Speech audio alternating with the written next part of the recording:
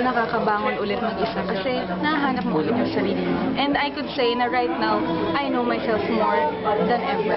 Mas alam mo na bang i-handle ngayon yung mga bashers? Kasi before na-bash ka lang Ay, oo sunod-sunod eh. Oo. Deadma. Okay.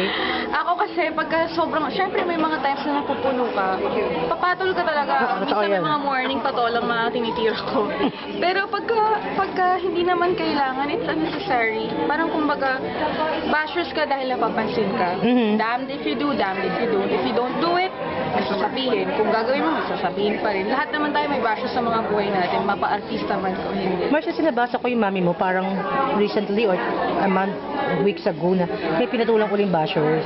Kasi Hindi parang naman pinatanggol ka niya. ganun, Oo. Mami, kasi si mami na-apektuhan siya for me. Kasi ako yung parang mga kebs na. Kaya ako na mama. Eh si mama yung syempre nasasaktan Bilang siya. nanay. Hindi naman siya parte ng showbiz eh. Kumbaga hindi niya alam how it works.